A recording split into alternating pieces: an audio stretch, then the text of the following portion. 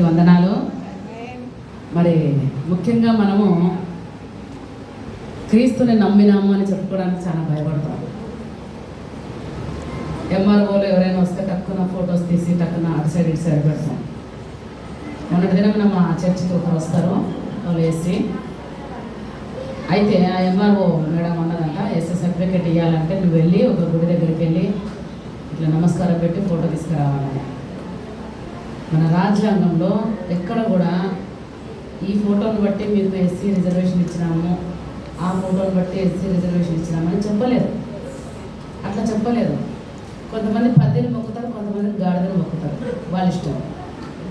పందిని దేవుడు అనుకుంటే అనుకోని, గాడిదని దేవుడు అనుకుంటే అనుకోని, మనం యేసు ప్రభుని దేవుడు అనుకుంటున్నాం.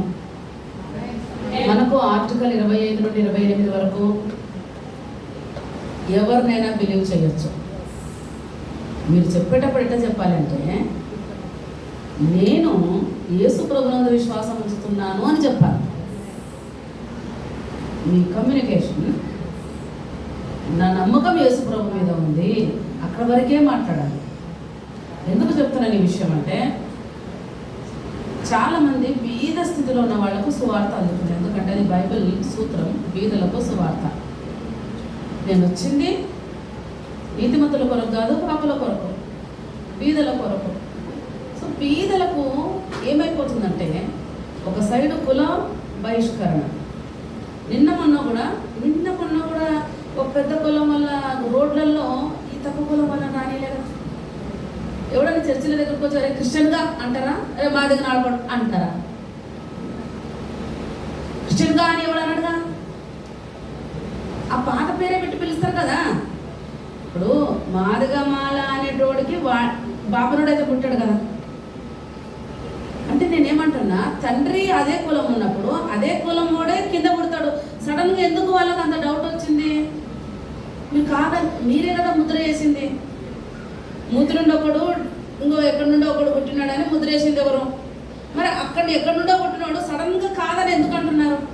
అంటే మీకు ఏమైనా కన్ఫ్యూజన్ అయిందా?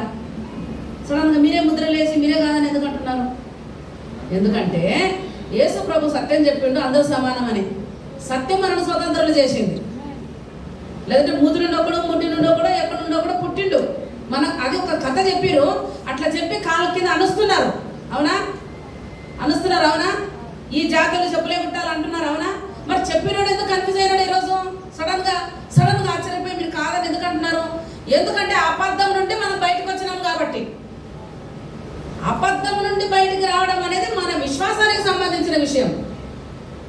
మన విశ్వాసానికి సంబంధించిన విషయానికి రిజర్వేషన్స్కి ఏంటి సంబంధం? అంటే ఒక గుడి దగ్గరికి వెళ్ళి నమస్కారం పెడితే ఎస్సీ రిజర్వేషన్ ఇచ్చేస్తారా? అంటే ఇప్పుడు పందిని ముగటలకు ఒకటి, గాడిద ముగటలకు ఒకటి అట్లుందా? హిస్టరీ మారదు, చరిత్ర మారదు.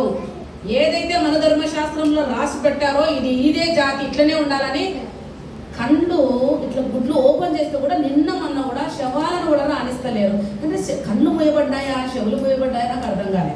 పేపర్ నిండా వస్తున్నాయి, అవి కళ్ళారా చూస్తున్నారు. కనుక మీరు ఎట్లా అంటే యేసు ప్రభునందు విశ్వాసం ఉంచడానికి దమ్ము ధైర్యం ఉండాలి. మీరు పోలీస్ స్టేషన్కి వెళ్ళినా కూడా నేను విశ్వసిస్తున్నాను యేసు ప్రభునందు అని ధైర్యంగా చెప్పొచ్చు. ఆర్టికల్ 25 నుండి 28 వరకు. మా నాయన ఏ కులము, అదే కడుపు నుండి నేను పుట్టిన. ఇప్పుడు ఫోటోలు నమ్ముతేనే, అది నమ్ముతేనే, ఇది నమ్ముతేనే అంటే మరి తిరుపతి దేవస్థానంలో పూజారి జాబ్ ఏమని ఇస్తారా మనకు?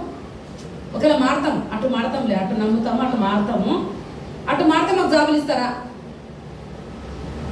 కనుక ఎవ్వడు కూడా మీరు క్రీస్తును నమ్ముకున్నాను అనడానికి భయపడనక్కర్లేదు. మన భారతదేశంలో ఫోటోలు దాచిపెట్టుకునే అవసరం లేదు. డైరెక్ట్ పోలీస్ స్టేషన్కి వెళ్ళి చెప్పొచ్చు, ఈయన ఎందుకో బాగా నచ్చినాడు, యేసు ప్రభు మాకు నమ్మినాము అని చెప్పొచ్చు. ఎందుకు ఆయన అందరూ సమానం అన్నాడు కదా, మాకు ఎందుకో బాగా నచ్చింది అందుకే నమ్ముకున్నామని చెప్పొచ్చు. దానికి మీరు దొంగగా దాచిపెట్టుకోవాల్సిన అవసరం లేదు. ఎవడైనా వస్తే ఫోటోలు తీసుకోవాల్సిన అవసరం లేదు. అది మన విశ్వాసానికి సంబంధించిన విషయం. మన సుప్రీంకోర్టులో ఒక తీర్పు వచ్చిందని చెప్పి మీరు చాలాసార్లు అనుకుంటున్నారు. అది ఒక పాస్టరు ఆ కేసు ఏంటి? ఒక పాస్టరు తన మీదకి వచ్చిన వాళ్ళని ఎస్సీ ఎస్టీ ఆ యొక్క కేసు పెట్టినాడు, మాది కూడా ఏదో తెచ్చిన